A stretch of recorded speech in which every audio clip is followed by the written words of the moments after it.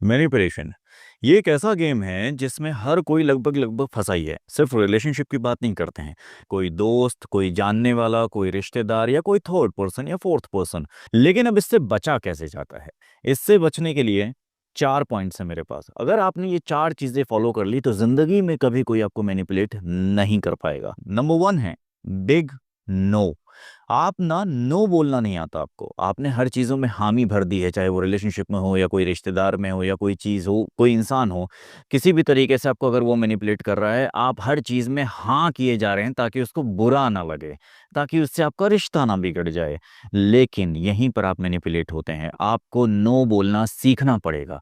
आप अगर किसी चीज़ में कंफर्टेबल नहीं हैं, आप उसमें नो बोलिए। अगर आपके संस्कार, आपके एथिक्स, आपके अपब्रिंगिंग के अगेंस्ट कोई चीज़ आपको करने के लिए कह रहा है कोई, आप उसे नो कहिए। No, big no. Number 2, set the boundaries. Example के तौर पे आपने देखा होगा कई ऐसे कपल होते हैं जिनके बीच में गाली गलौज, थप्पड़ मार देना, ये सब बहुत नॉर्मल सा होता है। लेकिन एक्चुअली ये नॉर्मल नहीं है। प्यार की सोल ही रिस्पेक्ट है।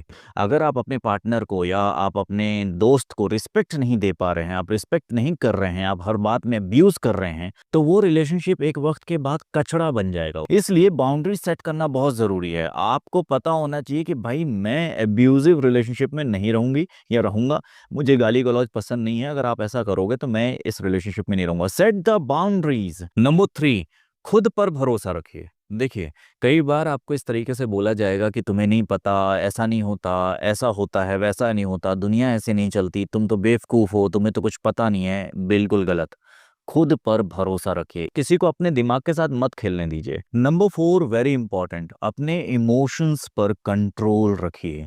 यानी कि अगर आपको ये लग रहा है कि सामने वाला रो रहा है और सामने वाला रो रो कर गिड़गिड़ा गिड़गिड़ा कर आपसे ये करवाने के लिए कह रहा है या करने के लिए कह रहा है या इमोशनली कुछ ऐसी बातें कर रहा है कि वहां उसको वो नीड कंप्लीट करनी है, अपने इमोशंस पे कंट्रोल रखिए। अपने इमोशंस पर थोड़ा रुकिए।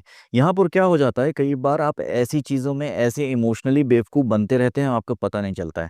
अगर आप अपने इमोशंस पे कंट्रोल रखेंगे तो आप उस चीज़ के बारे में पता कर सकते हैं कि यार क्या ऐसा है, क्या इस बंदे या बंदी के साथ एक्चुअली ऐसा चल भी रहा है या फिर बस जा रहा है। तो मोस्टली अपने इमोशंस पर कंट्रोल रखिए।